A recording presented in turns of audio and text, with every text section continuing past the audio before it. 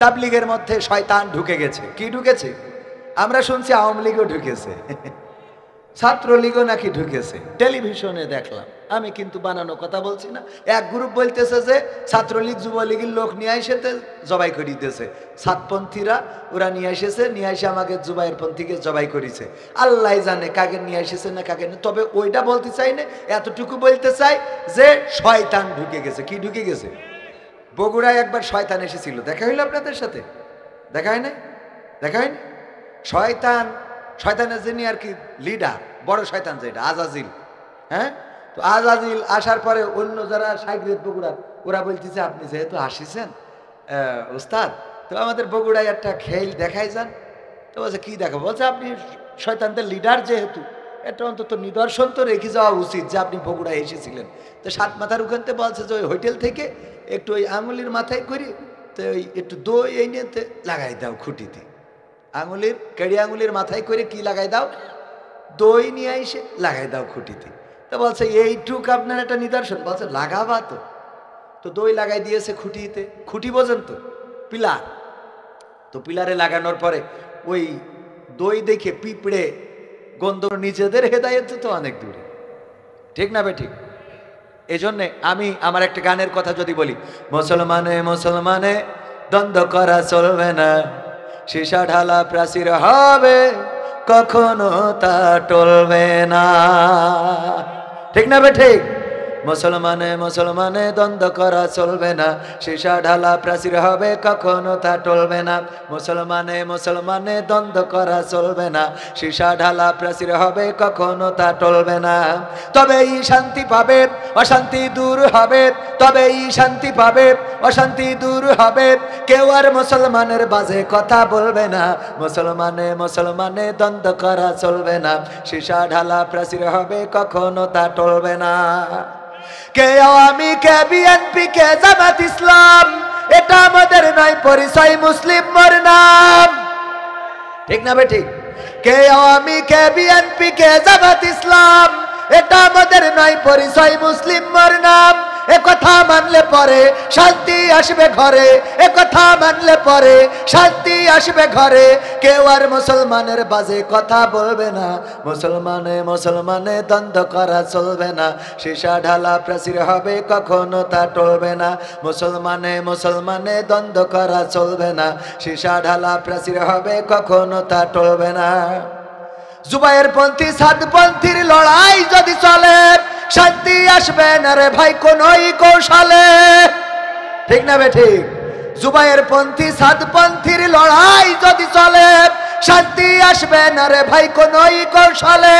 ঐক্যবদ্ধ ভাবে থাকলে শান্তি পাবে, ঐক্যবদ্ধ ভাবে থাকলে শান্তি পাবে, এছাড়া শান্তি পাবার রাস্তা কভু মিলবে না। মুসলমানে মুসলমানে দ্বন্দ্ব করা চলবে না, সীসা ঢালা প্রাচীর হবে কখনো তা টলবে না। মুসলমানে মুসলমানে দ্বন্দ্ব করা চলবে না, সীসা ঢালা প্রাচীর হবে কখনো তা টলবে, টলা যাবে? টলা যাবে না। মুসলমান যদি ঐক্যবদ্ধ থাকে তাদের এই সুদৃঢ় প্রাচীরকে কেউ ভাঙতে পারবে না। ঐক্যবদ্ধ না থাকলেই ক্ষতি হওয়ার সমূহ সম্ভাবনা আছে, সমূহ না অবশ্যই ক্ষতির সম্মুখীন হবে। আল্লাহ রাব্বুল আলামিন ঐক্যবদ্ধই থাকতে বলেছেন, ওয়াতাসিমু বিহাবলিল্লাহি জামিআ ওয়ালা তাফাররাকু, তোমরা সংঘবদ্ধভাবে আল্লাহর রজ্জুকে আঁকড়ে ধরো এবং পরস্পর বিচ্ছিন্ন হইও। তাবলীগের মধ্যে শয়তান ঢুকে গেছে। কি ঢুকেছে? আমরা শুনছি আওয়ামী লীগও ঢুকেছে, ছাত্রলীগও নাকি ঢুকেছে, টেলিভিশনে দেখলাম। আমি কিন্তু বানানো কথা বলছি না। এক গ্রুপ বলতেছে যে ছাত্রলীগ যুবলীগের লোক নিয়ে এসেতে জবাই করে দিতেছে, সাতপন্থীরা ওরা নিয়ে এসেছে, নিয়ে এসে আমাকে জুবাইর পন্থীকে জবাই করেছে। আল্লাহ জানে কাকে নিয়ে এসেছে না কাকে না। তবে ওইটা বলতে চাই না, এতটুকু বলতে চাই যে শয়তান ঢুকে গেছে। কি ঢুকে গেছে? বগুড়ায় একবার শয়তান এসেছিল, দেখা হইলো আপনাদের সাথে? দেখা হয় না? দেখা হয়নি? শয়তানের যিনি আর কি লিডার, বড় শয়তান যেটা আজাজিল, হ্যাঁ, তো আজাজিল আসার পরে অন্য যারা সাইগ্রেত বগুড়ার ওরা বলতেছে আপনি যেহেতু আসিছেন ওস্তাদ, তো আমাদের বগুড়ায় একটা খেল দেখাই যান। তো বলছে কি দেখাবো? বলছে আপনি শয়তানদের লিডার যেহেতু এটা অন্তত নিদর্শন তো রেখে যাওয়া উচিত যে আপনি বগুড়ায় এসেছিলেন। তো সাত মাথার ওখানতে বলছে যে ওই হোটেল থেকে একটু ওই আঙুলির মাথায় করি, তো তো ওই একটু দই এই নিয়ে লাগাই দাও খুঁটিতে, আঙুলের কেড়ি আঙুলের মাথায় করে কি লাগাই দাও, দই নিয়ে এসে লাগাই দাও খুঁটিতে। তো বলছে এইটুক আপনার একটা নিদর্শন, বলছে লাগাবা তো। তো দই লাগাই দিয়েছে খুঁটিতে, খুঁটি বোঝেন তো, পিলার। তো পিলারে লাগানোর পরে ওই দই দেখে পিঁপড়ে গন্ধ পেয়ে আসবে না আসবে না, মিষ্টি দই, পিঁপড়ে এসেছে। পিঁপড়ে দেখে আবার পিপিলিকা ধরার জন্য টিকটিকি এসেছে। টিকটিকি চেনেন তো, আমাদের যশোরে বলে জেটি। তো এই টিকটিকি জেটি এইটা এসে ওই পিঁপড়ে ধরতে গেছে। ওই টিকটিকি দেখে আবার পাশে ছিল এক হোটেল মালিকের বিড়াল, ও চিন্তা করেছে টিকটিকিরে ধরবো। তো বিড়াল এসেছে টিকটিকিরে ধরার জন্য। বিড়াল যখন টিকটিকিরে ধরতে আসছে, আর এক মালিকের ছিল কুত্তা, ওই কুত্তা বিড়ালরে দেখে করেছে তারা। তো বিড়ালের মালিক ওই কুত্তারে দিয়েছে বাড়ি, কুত্তা কেউ কেউ করতে করতে মালিকের কাছে গেছে। মালিক কয় আমার কুকুরের মালিক আর কয় তোর কুকুর আমার বিড়ালরে তাড়াইলো কেন। এই দুই মালিকে গোলমাল, সাত মাথায় গোলমাল হতে হতে বলছে তোরা কোন দল করিস রে, এত বড় বাহাদুরি তোদের, ওরা আওয়ামী লীগ করে এরা বিএনপি করে। এইবার পুরো চলি গেল আওয়ামী লীগ বিএনপি পাটাপাটি মারামারি, 10টা নিহত 20টা আহত। লাগাইছিল কি একটুখানি কেড়ে আঙুলের এই কনিষ্ঠ আঙুল, এই আঙুলের মাথায় কুস্তার এক কেড়ে আঙুলি এত কিছু। কথা কি বোঝা গেছে, বুঝতে পারিছেন কিনা? তো শয়তান এই জাতীয় রসগোল্লার ঝোল বিভিন্ন জায়গায় ঠুসঠাস করে লাগাই রেখেছে। এই জিনিসগুলো বোঝার দরকার আছে না নাই? এইগুলো যখন জাতি বোঝে না, তখন জাতির কপালে দুর্ভাগ্য নেমে আসে। যেমন এসেছিল 2008 সালে ক্ষমতায় এসেছিল স্বৈরাচার, তারা ক্ষমতায় আসার পরে 2009 সালে পিলখানায় হত্যাকাণ্ড চালিয়েছিল। আমার দেশ প্রেমিক সেনাবাহিনীর সদস্য, আমার দেশ প্রেমিক সেনাবাহিনীর অফিসার, তাদেরকে নির্বিচারে হত্যা করেছিল। শুধু হত্যা করেই ক্ষান্ত হয় নাই, একের পর এক হামলা মামলা করেছে। আলেম সমাজ যারা এই দেশের নিরাপত্তা, স্বাধীনতা, সার্বভৌমত্ব রক্ষায় অতন্দ্র প্রহরী হিসাবে কাজ করত, সেই আলেমদের নামে মামলা দিয়ে তাদেরকে অ্যারেস্ট করে তাদের নামে মিথ্যা মামলা সাজিয়ে ফাঁসির কাস্টে ঝুলিয়ে শহীদ করার মতো সিদ্ধান্ত নিয়েছিল। আর অসংখ্য আলেমেরা তারা তাকিয়ে তাকিয়ে দেখেছিল, বলেন ঠিক কিনা? কালের বিবর্তনে সেই সব আলেমেরাও জেল খেটেছে।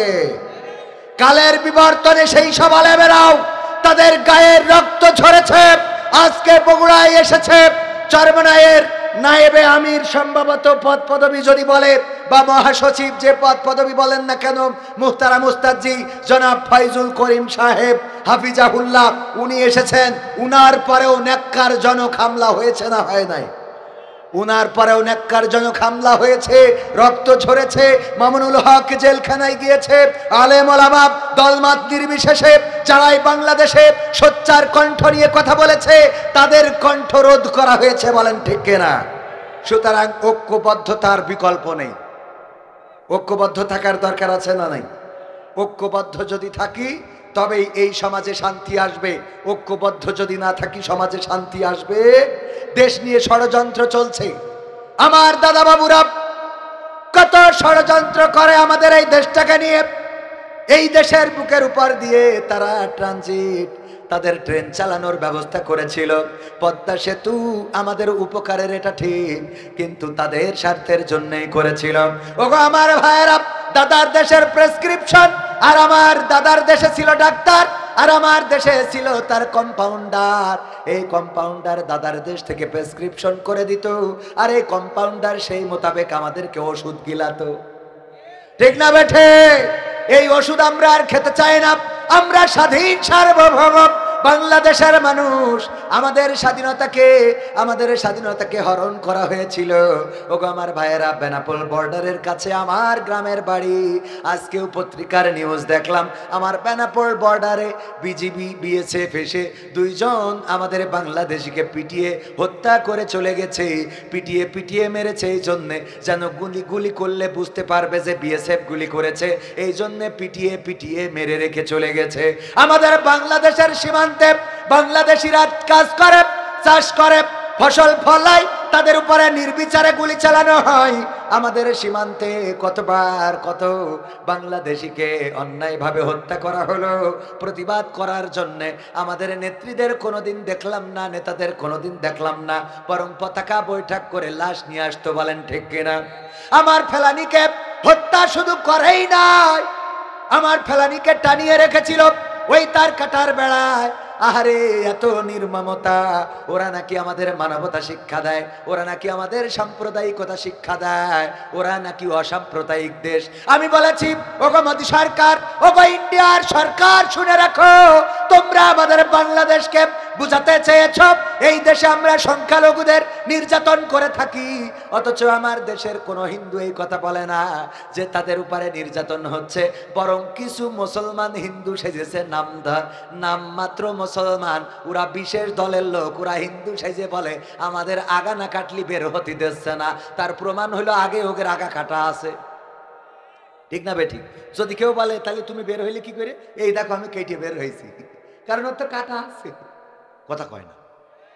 ওগো আমার ভাইয়েরা, আমি বলেছি আমার দাদার দেশ, ওরা তো তারা যারা আমার বাবরি মসজিদটাকে ভেঙে চূর্ণ বিচূর্ণ শুধু করে নাই, ওই বাবরি মসজিদের জায়গায় রাম মন্দির বানিয়ে, রাম মন্দির উদ্বোধন করে অটল বিহারী বাজপেয়ী বাবরি মসজিদ ভেঙেছিল।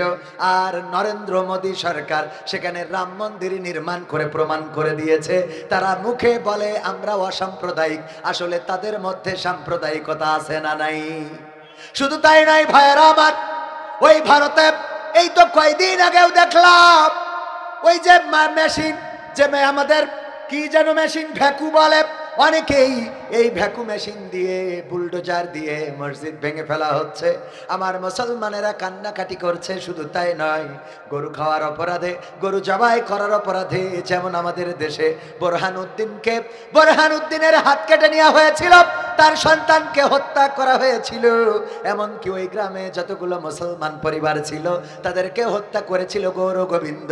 তাদের প্রেতাত্মারা ওই দেশে যখন আমার মুসলমান ভাইয়েরা গরু জবাই করে অথবা গরুর গোশত ভক্ষণ করে, তখন তাদেরকে পিটিয়ে পিটিয়ে হত্যা করে, মুসলমানদেরকে আটকিয়ে জয় শ্রীরাম স্লোগান দেয়। আমার দেশে বলেন কোন হিন্দুকে কোনোদিন কেউ জোর করে নারায়ে তাকবীর আল্লাহু আকবার বলাইছে নাকি? না, বলাই নাই। কেন বলাই নাই? কারণ আমাদের ধর্ম এটা শিখাই নাই। আমাদের ধর্ম তো এমন শিখিয়েছে, আল্লাহর রাসূল এমন একটা সমাজ গড়ে রেখে গেলেন, একজন সাহাবীর দোকান, অপর পাশে একজন ইহুদির দোকান। সন্ধ্যাবেলা দোকানে একজন কাস্টমার আসলো, এক ইহুদি আসলো মুসলমানের দোকানে সওদা নেওয়ার জন্যে, মালামাল ক্রয় করার জন্যে। ওই মুসলমান বলল যে এই মালগুলো তুমি ওই পাশের দোকান থেকে নিয়ে নাও। ওই ইহুদি বলল কেন, তোমার দোকানে কি নাই? বলল আছে।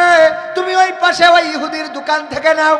লোকটি ওই পাশে ইহুদির দোকানে গেল এবং মালামালগুলো কিনলো। তারপরে হঠাৎ করে চিন্তা হলো, আরে আমি মনে হয় হিন্দু, আমি মনে হয় ইহুদি হওয়ার কারণে মুসলমান দোকানদার আমার কাছে পণ্য বিক্রি করে নাই।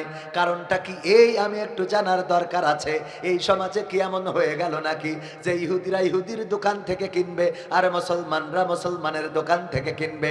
এই চিন্তাটা মাথার মধ্যে যখন ইহুদির এসেছে, এই পাশে এসেছে আবার মুসলমানের দোকানে জিজ্ঞাসা করার জন্য, ওগো মুসলমান ভাই, আমি যে সওদাগুলো চেয়েছিলাম, যে মালামালগুলো চেয়েছিলাম, এই মালামালগুলো কি তোমার দোকানে আছে না নাই? বলল সবগুলোই আছে। কেন দিলে না? আমি ইহুদি হওয়ার কারণে নাকি? বলল না, আল্লাহর কসম করে বলি ওগো ইহুদি, তুমি ইহুদি হওয়ার কারণে তোমার কাছে মাল বেশি নাই এমন নয়, বরং আমার দোকানের সামনে ওই ইহুদির দোকান। আমি সকালবেলা দোকান খুলেছি, সন্ধ্যা গড়িয়েছি, সূর্য গড়িয়েছে, সন্ধ্যা নেমে এসেছে, এখন বাড়ি যাবার পালা। আমি সারাটা দিন বেচা কেনা করেছি, আলহামদুলিল্লাহ। আল্লাহ রাব্বুল আলামিন আমাকে পর্যাপ্ত রিজিক দান করেছেন। অপর পাশে যে ইহুদির দোকান, আমি দেখেছি তার দোকানে আজ তেমন ভালো কাস্টমার ঢোকে নাই। ওগো আমার ভাই, আমার বাড়িতে পরিবার আছে, আমার স্ত্রী সন্তান, আমার মা বাবা পথ চেয়ে থাকে।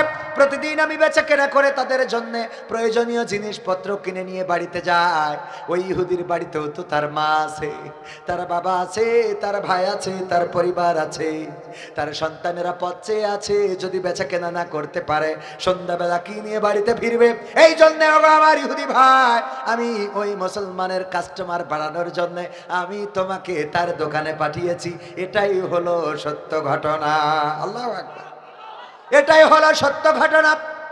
ওগো ইহুদি, তুমি ইহুদি বলে বেশি নাই এমন নাই।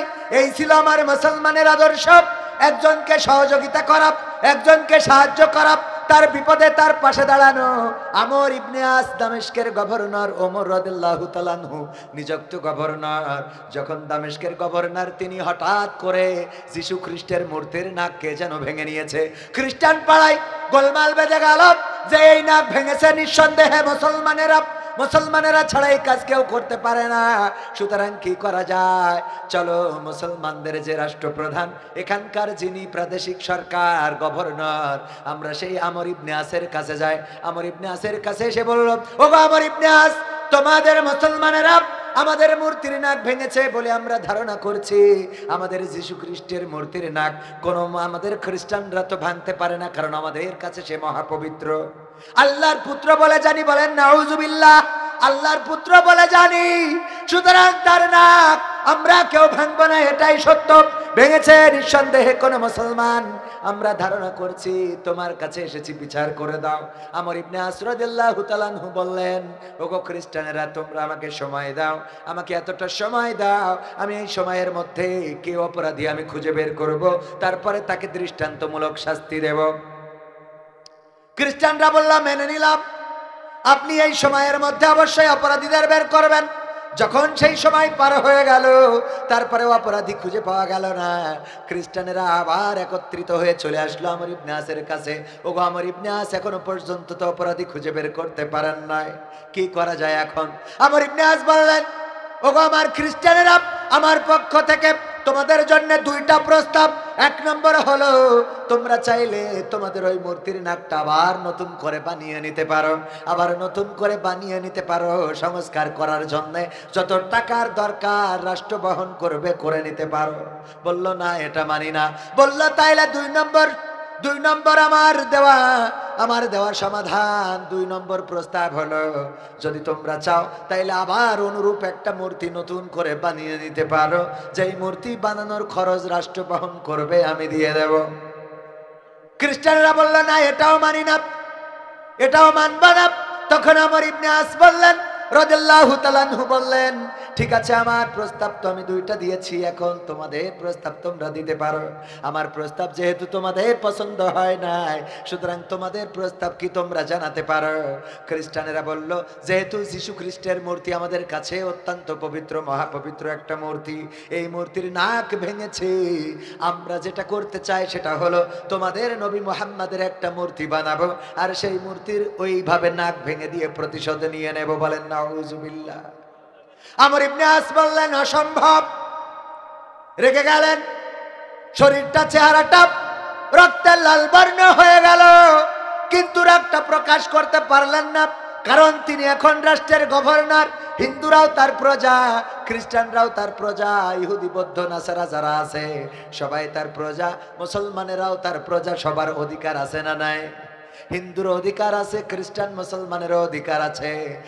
আমর ইবনে আস রাদিয়াল্লাহু তাআলা আনহু বললেন, ঠিক আছে, তোমাদের যেহেতু এই প্রস্তাবটা পছন্দ হয় নাই, তোমরা যে প্রস্তাব দিয়েছো এই প্রস্তাবের সাথে আপোষ করার কোনো সুযোগ নাই। আমাদের ধর্মে মূর্তি ভাস্কর্য বানানোর কোনো সুযোগ নাই। সুতরাং আমি প্রস্তাব দিচ্ছি, দেখো, তোমাদের মূর্তির নাক ভেঙেছে যেই জায়গা থেকে, তোমরা চাইলে আমার নাকটা ওই জায়গা থেকে কেটে নিয়ে তোমাদের মূর্তির নাকে বসাতে পারো। আল্লাহু আকবার। আমর ইবনে আস বললেন, আমার নাকটা কেটে নিতে পারো। খ্রিস্টানেরা বলল, মেনে নিলাম, এটা পছন্দ হয়েছে, কারণ বিশ্বের মানুষ যেন জানতে পারে, সাক্ষী হয়ে যায়, ইতিহাস যেন হয়ে থাকি যে আমাদের যীশু খ্রিস্টের মূর্তির নাক ভাঙার কারণে আমরা খ্রিস্টানের একজন মুসলমানের নাক কেটে পুষা বানিয়ে দিয়েছিলাম। এই প্রস্তাবটা পছন্দ হয়েছে, মানতে রাজি আছি। আমর ইবনে আস তরবারিটা বের করে দিলেন, নাও তরবারির ধার পরীক্ষা করে নাও। তরবারির ধার পরীক্ষা করা হয়ে গেল, জল্লাদের কাছে তরবারি সমর্পণ করা হলো। আমর ইবনে আসের নাক কাটা হবে, রাদিয়াল্লাহু তাআলা আনহুর নাক কাটা হবে। যখন জল্লাদ এগিয়ে এলেন নাক কাটার জন্য, সবাই পিনপতন, নীরবতা, কারো কোনো আওয়াজ নাই, কারো কোনো শব্দ নাই। এখন আমর ইবনে আসের নাক কাটা হবে, তরবারিটা উঁচু করে ধরেছেন। হঠাৎ করে ভিতর থেকে, ভিড় থেকে একজন চিৎকার করে বলল, থামো, তরবারিটার নিচের দিকে নামায়ও না। সবাই অবাক হয়ে তাকালো, দেখলো একজন ব্যক্তি কি মুঠ করে যেন ধরে নিয়ে আসে। কাছাকাছি এসে বলল, দেখো, আমি মুসলমান, আমার হাতে তোমাদের মূর্তির নাকটা রয়েছে। তোমাদের ধারণা সত্য, আমি মুসলমান, ওই মূর্তির নাকটা ভেঙেছি। তবে আল্লাহর কসম করে বলি, দেখো আমি তোমাদের পরে হিংসা প্রতিহিংসা বর্ষবর্তী হয়ে ওই নাকটা ভাঙি নাই, বরং ওই নাকটা কিভাবে ভাঙা পড়েছে সেটা হলো, ওই নাকের উপরে একটা পাখি বসেছিল। আমি পাখিটা শিকার করার জন্য তীর থেকে ধনুক ছুঁড়েছিলাম, আর আমার ধনুকটা লক্ষ্যভ্রষ্ট হয়ে মূর্তির নাকে লাগে এবং নাকটা ভেঙে যায়। আমি ভয় পেয়ে নাকটা সংরক্ষণ করে রেখেছিলাম, শিকার করি নাই, না জানি কি শাস্তি হতে পারে আমার। কিন্তু যখন আমি দেখতে পেলাম আমার গভর্নর নিরপরাধ, তার নাক কাটা পড়ছে, তখন আমি আর সহ্য করতে পারি নাই। ওগো খ্রিস্টানেরা, অপরাধটা আমার, যদিও ইচ্ছা করে করি নাই, তবে তোমাদের যে নাক কাটার দরকার সেই নাকটা আমার, নাকটা তোমরা কেটে নিয়ে তোমাদের মূর্তির নাকে বসিয়ে দাও। আল্লাহু আকবার বলবেন। খ্রিস্টানেরা অবাক হয়ে গেলেন, এটা কেমন ধর্ম, এরা কেমন মুসলমান, যেই মুসলমানদের গভর্নর নিজের নাকটা মূর্তির জন্য কেটে দিতে পারে, আবার সেই গভর্নরের নাক কাটা হয়ে যাচ্ছে বলে তার একজন প্রজা, তার একজন অধীনস্থ, সে আবার অপরাধ স্বীকার করে নিজের নাকটা মূর্তির জন্য তরবারির নিচে দিয়ে দিতে পারে। সুতরাং এমন ধর্মের সাথে থাকা সৌভাগ্যের ব্যাপার। সবাই একসাথে সলা পরামর্শ করে শাস্তি দেওয়া তো দূরের কথা, একযোগে ঘোষণা করে দিল, লা ইলাহা ইল্লাল্লাহু মুহাম্মাদুর রাসূলুল্লাহ সাল্লাল্লাহু। সম্মানিত ভাই, মানিকচক তালতলা বাইতুল হক জামে মসজিদের উদ্যোগে আয়োজিত আজকের এই তাফসিরুল কোরআন মাহফিল ৪৪তম। আমার বয়স এখনো ৪০-এর কোটায়ও যায় নাই, ৩৭ চলে। কত? তার মানে আমার জন্মেরও আগে থেকে এই মাহফিল চলছে। প্রতি বছর যদি ১০ জন করেও হেদায়েত হতো, তাহলে এখানে লোক সংখ্যা আরো বেশি থাকতো না কম থাকতো? বলেন। ৪৪ বছরে ১০ দিয়ে গুণ দেন, ৪৪ কত হয়? ভাইরা আমার, মাহফিল শুনি, এই কান দিয়ে শুনি, এই কান দিয়ে বের করে দিই, এই শুনলে কোনো কাজ হবে? লাভ হবে না। সুতরাং যা শুনব আমল করার চেষ্টা করব। আল্লাহ আমাদের তৌফিক দিন, বলেন আমিন। আজকের এই ৪০তম তাফসিরুল কোরআন মাহফিল সভাপতিত্ব করছেন আলহাজ মাওলানা মোহাম্মদ মোবারক হোসাইন সাহেব, সাবেক সিনিয়র শিক্ষক, নুনখোলা উচ্চ বিদ্যালয় বগুড়া। এছাড়া আরো অন্যান্য অতিথি রয়েছেন। প্রধান অতিথি হিসাবে এসেছিলেন আমাদের বগুড়ার গণমানুষের নেতা, প্রিয় ভাজন, শ্রদ্ধা ভাজন, বাংলাদেশ জামাত ইসলামীর বগুড়া শহর শাখার সম্মানিত আমির অধ্যক্ষ আবিদুর রহমান সোহেল সাহেব। এছাড়া প্রধান পৃষ্ঠপোষকতায় আছেন অ্যাডভোকেট ইয়াকুব আলী সাহেব। আলোচনা করেছেন হাফেজ কারি মাওলানা মোহাম্মদ হাবিবুল্লাহ মেসবাহ সাহেব। আলোচনা করেছেন আমার পাশে বসে থাকা আমার বন্ধুবর, বিশেষ আলোচক, বাংলাদেশ এবং ভারতে আলোড়ন সৃষ্টিকারী উদীয়মান তরুণ বক্তা কারি মাওলানা মারুফ হুসাইন রবি সাহেব, সদস্য মাজলিসুল মুফাসসিরিন বগুড়া শহর। অত্যন্ত চমৎকার আলোচনা করে আপনাদের মুগ্ধ করেছেন, মনোমুগ্ধকর আলোচনা করেছেন। আল্লাহ রাব্বুল আলামিন ভাইয়ের কণ্ঠকে গোটা বিশ্বময় কবুল করে নিন, বলেন আমিন। আল্লাহ রাব্বুল আলামিন দিন প্রচারে এই কণ্ঠকে আমৃত্যুকাল সোচ্চার রাখার তৌফিক দান করুন, বলেন আমিন। এছাড়া আয়োজনে পরিচালনায় যারা রয়েছেন, ডানে বামে শ্রদ্ধাভাজন ব্যক্তিবর্গ রয়েছেন, আমার সামনে উপবিষ্ট দিনদার ইমানদার মুসলমান ভাই বাবাজিরা, পর্দার অন্তরালে মা এবং বোনেরা, সবাইকে অন্তর স্থল থেকে সালাম জানাচ্ছি। আসসালামু আলাইকুম রহমতুল্লাহি ওয়া বারাকাতুহু। কষ্ট হয়ে গেল আপনাদের?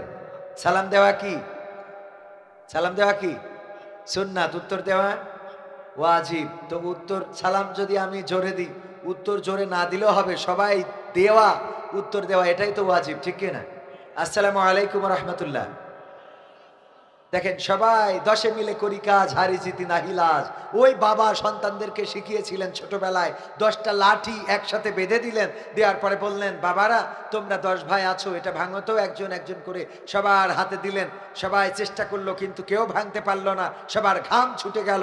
তারপরে বাবা কি করলেন, রশিটা খুললেন এবং একটা একটা করে 10 ভাইয়ের হাতে 10টা লাঠি দিয়ে দিলেন, আর বললেন, এবার ভাঙো তো। সবাই যখন চার দিল তখন মটমট করে লাঠিগুলো ভেঙে গেল।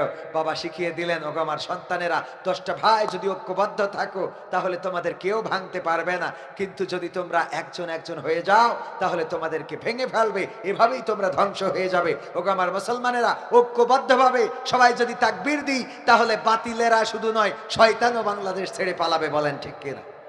কিন্তু আমরা যদি সবাই মনে করি যে না, আমি বলার দরকার নাই, ওই রাজার পুকুরে দুধ ঢালার মতো, রাজা বলল আমি যে পুকুর খনন করেছি এই পুকুরে তোমরা এসে দুধ ঢেলে যাবে, কারণ আমি একটা দুধের পুকুর বানাতে চাই। কি ঢেলে যাবে? আমার রবি ভাই চিন্তা করলাম সবাই তো দুধ ঢালবে, আমি যে এক কলস পানি ঢালি।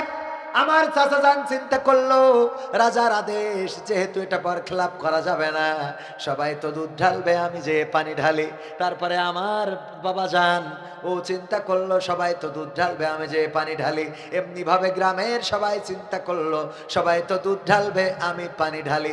এরপরে সকালবেলা রাজা জানে রাত্রে আমার প্রজারা পুকুরটারে ভরিয়ে ফেলেছে দুধ দিয়ে, কিন্তু সকালবেলা রাজা যেয়ে দেখে আহারে এই পুকুরটা দুধের পুকুর নয়, বরং পানির পুকুর হয়ে বসে আছি।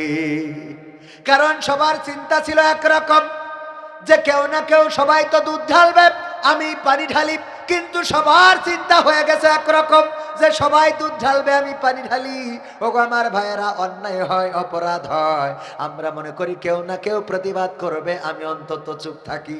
এইভাবে সবাই চিন্তা করে কেউ না কেউ প্রতিবাদ করবে, আমি চুপ থাকি। আর এই সমাজে প্রতিবাদ করা হয়ে ওঠে না। ঠিক না বেঠে? যখন সবাই সোচ্চার হয়ে গেল, আমার ছাত্ররাও জেগে উঠল, আমার দেশের মানুষ, আমার দেশের অভিভাবক, আমার দেশের শিক্ষিত অশিক্ষিত রিক্সাওয়ালা চাওয়ালা, রিক্সাওয়ালাও রিক্সার উপরে দাঁড়ায় স্যালুট দিল, যাও এগিয়ে যাও। রিক্সাওয়ালারাও আহত মানুষদেরকে রিক্সায় করে নিয়ে হাসপাতালে ছুটে চলল। ওগো আমার ভাইয়েরা, যখন সবাই জেগে গেল, ওই যে ঢাকা বিশ্ববিদ্যালয়ের টিচার সম্ভবত বলেছিলেন যে যদি সবাই মৃত্যুকে ভয় পাও তাইলে সবাইকে মরতে হবে, আর যদি সবাই মৃত্যুকে ভয় না পাও তাইলে ওরা কাউকে মারতে পারবে না। সবাই যখন মৃত্যু ভয় ভুলে রাজপথে দাঁড়ালো, তখন রাজপথে দাঁড়ানোর কারণে ভাইয়েরা আমার, রাজপথে দাঁড়ানোর কারণে বিজয় এসেছে না আসে নাই? কথা কয় না, এসেছে না আসে নাই? শেখ হাসিনা পালিয়েছে না পালায় নাই? আমি সাইফুল্লাহ মানসুর ভাইয়ের গানটারে কনভার্ট করেছি, ক্ষমতায় কেউ স্থায়ী হয় না, হোক না সে হাসিনা কি বারে না, সে আরটা চিরকাল থাকে না। ঠিক না বে ঠিক? ক্ষমতায় কেউ স্থায়ী হয় না। আমি প্রধান বক্তা, শিল্পী না তো। মোহতারাম ভাই, জাগরণী ইসলামী সঙ্গীত বলার আহ্বান রইল কমিটি, তা আমি তো বক্তা দিছেন, আমি তো আকার শূন্য, ওয়াজ করতে হবে। আপনারা মানুষ আসছে বক্তার কাছে বক্তৃতা শোনার জন্য, ঠিক কিনা? তো এখন গান এর মধ্যেই, তারপরে তো সময় তো আর 5 মিনিট আছে, আপনারা উঠাবেন দেরি করে। শেষ ভালো যায়, সব ভালো তার। টাইম দাওয়াত নেওয়ার সময় ক্লিয়ার বলে দিই, ভাই আমার যোগ্যতা কম, অল্প কথা বলবো, তাও অল্প কত? 2 ঘন্টা। কয় ঘন্টা? 2 ঘন্টা। আমার দাড়ির পাশান ভাঙতে ভাঙতে 1 ঘন্টা চলে যায়, আর 1 ঘন্টা গান গজল যা পারি শোনাই যাবে। দাওয়াত নেওয়ার সময় কথা বলবেন নগদ কথা। আজকে বের হওয়ার সময়ও বললেন 9:30টায় উঠাবো, আপনি 10:30টায় স্টেজ দিবেন, 11টায় স্টেজ দিবেন কেন? আমাদের সময়ের দাম নেই? আপনি 1 ঘন্টা আমার জীবন থেকে নষ্ট করতে পারেন না, এই অধিকার আপনার দেয়া হয় না। আপনি দেরি করে উঠাবেন কেন? আপনি দাওয়াত নেওয়ার সময় বলবেন যে ভাই 12টায় উঠাবো, আমি যদি পারি নেব, না পারলে নেব না। কথা ঠিক আছে বাজান? আমি যদি পারি নেব, না পারলে নেব না। আপনিও বাধ্য না, আমিও বাধ্য না। আপনি চাইলে অনেক হুজুর পাবেন, বাংলাদেশে হুজুরের অভাব আছে, অনেক হুজুর বাংলাদেশে আছে। ঠিক না বে ঠিক? এটা নিলেই হয়। আবার আমারও মাহফিলের অভাব হবে না। আমার মতো পাগল ছাগলের নেওয়ার জন্য কত পাগল আল্লাহ দুনিয়ায় আছে, আছে না নাই? সুতরাং আপনার সাথে যদি বনে নিবেন, না বলে নিবেন। মাহফিল আমি ইউটিউবার ভাইদেরও বলছি, আলোচক আমার অনেকেই আলেম মনে করে না, দরকারও নেই। আমি আলেমও আপনাদের মতো আলেম হইতে চাই না, কারণ আল্লাহর নবী বলেছেন জাহান্নাম উদ্বোধন করা হবে প্রথম আলেম দিয়ে। প্রথম আলেম দিয়ে। 3 শ্রেণীর, 1 হলো আলেম, 2 শহীদ, 3 দানবীর, 3 কি? বিশ্ব নবীর হাদিস, এখানে আলেমরা আছেন, যদি বলেন যে না আমি ভুল বলছি, আসেন আমার সামনে। আমি ওই আলেম হতে চাই না যে আলেমের গরমে আপনি মানুষকে মানুষ মনে করেন না। অথচ আল্লাহ রাসূল সাল্লাল্লাহু আলাইহি সাল্লামের ডানে বামে যারা ছিল একজনও শিক্ষিত ছিলেন না। আল্লাহ রাব্বুল আলামিন তাদের উপরে খাস রহমত করেছেন। বেলাল রাদিয়াল্লাহু তাআলা আনহু যার পায়ের আওয়াজ শুনেছে আরশে আজিম থেকে, এই বেলাল একজন হাবশী কৃতদাস ছিলেন। তার আজান নিয়ে সাহাবীরা অভিযোগ করলো যে আজান সহি হয় না। বেলালকে মুয়াজ্জিন থেকে বাদ দেওয়া হলো, নতুন মুয়াজ্জিন লাগানো হলো, তার আজানে ফজর হলো না, সুবহে সাদিক হলো না। আল্লাহু আকবার। কারণ আল্লাহ বেলালের আজানকে আরশে আজিমে কবুল করেছেন, বলেন সুবহানাল্লাহ। আল্লাহর কাছে কার গায়ের রং কি, কার দাড়ি ছোট, কার দাড়ি বড়, কার বড় জুব্বা আছে, এর থেকে বড় হলো কার তাকওয়া বেশি। কথা কয় না, কার তাকওয়া বেশি। আপনি মাওলানা হয়েছেন তাই রোজা রাখলেন না, মুরব্বি হবে না, ঠিক না বেঠে? আপনি হাফেজ মাওলানা সাহেব বলে গিবত করবেন না, ইম্পসিবল। আপনি মাওলানা হইলেই কারো সমালোচনা করতে পারেন? আপনি মাওলানা বলেই যা কিছু বলার, লাগামহীন বলার অধিকার আপনাকে দেওয়া হয় নাই, বরং আপনার কন্ট্রোলের দরকার যে আপনি জেনে ভুল বলেছেন। পবিত্র কোরআনের সূরা আস-সাফের 2 এবং 3 নম্বর আয়াত তেলাওয়াত করেছিলাম। 2 নম্বর আয়াত আল্লাহ বলছেন, ইয়া আইয়ুহাল্লাযীনা আমানু লিমা তাকুলুনা মা লা তাফআলুন। ওগো ঈমানদারেরা, এমন কোন কথা বলো না যেই কথা তোমরা কাজে পরিণত করো না। কথাটা কার? কথাটা কার? যশোর থেকে ফেসবুকে লিখে দিলাম, দিন প্রচারের উদ্দেশ্যে রওনা দিলাম বগুড়ার উদ্দেশ্যে।